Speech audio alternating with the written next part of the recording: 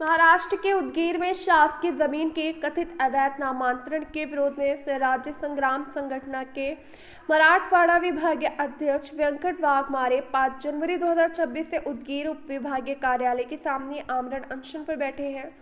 वाघमारे का आरोप है कि तहसील उदगीर के रावणगांव क्षेत्र में सर्वे नंबर 357 की 0.9 और शासकीय भूमि को हनुमंत महादेव बिरादर और महादेव हनुमंत बिरादर ने तलाठी नायब तहसीलदार से मिली भगत कर अवैध रूप से अपने नाम करा लिया। प्रदर्शनकारियों ने संबंधित लोगों पर धारा 420 के तहत मामला दर्ज करने, अवैध नामांतरण रद्द करने और दोषी अधिकारियों को निलंबित करने की मांग की है। अनशन को स्वराज्य संग्राम संगठन व वांछित बहुजन संगठन के कार्यकर्ताओं का समर्थन मिल रहा है। नाम बोला बोला। मी वेंकट वाघमारे, स्वराज्य संग्राम संघटना मराठवाडा अध्यक्ष उदगीर, मौजे रावणगाव तालुका उदगीर येथील सर्वे नंबर 357 मध्ये संबंधित तलाठी, ग्रामसेवक, मंडळ अधिकारी, नायब तहसीलदार आणि तहसीलदार साहेबांनी संगनमत करून बेकायदेशीरपणे पाण्याच्या टाकीला जागा असताना शासकीय जागा हनुमंत बिरादार आणि महादेव बिरादार यांच्या नावाने करून देणाऱ्यावर एफआयआर दाखल करून 420चा गुन्हा दाखल करण्यात यावा व त्यांना संबंधित अधिकाऱ्यांना तात्काळ निलंबित करण्यात यावे या मागणीसाठी आज रोजी उपोषणाचा 6वा दिवस असून संबंधितांनी पत्र काढले उपजिल्हाधिकारी साहेबांनी।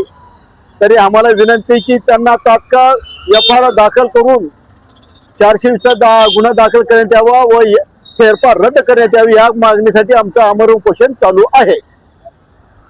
जोपर्यंत कारवाई होत नाही तोपर्यंत तुम्ही उपोषण सोडणार नाही। आम्ही उठणारा उपोषण चालू राहणार।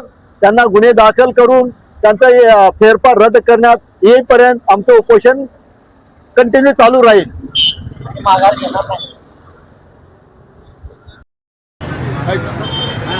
बोला। जय भीम जय शिवराय। आज तहसीलदार कार्यालयाच्या बाहेर उदगीर येथे गेली 4-5 दिवस झालं आमरण उपोषणाला वेंकट वाघमारे व त्यांचे सहकारी बसलेले आहेत। गेली 4-5 दिवस झाली प्रशासनाने कुठलीच आतापर्यंत कारवाई केलेली नाही। प्रशासनाला एवढीच माझी विनंती आहे की लवकरात लवकर त्या मुद्द्यावर कारवाई करून जिथे पाण्याची टाकी होती तिथे पाण्याची टाकी बांधण्यात यावी आणि त्या पाण्याच्या टाकीला पाडून त्या गावातले अनेक बिरादार स्वतःच्या फायद्यासाठी तिथे बिल्डिंग बांधलेली आहे।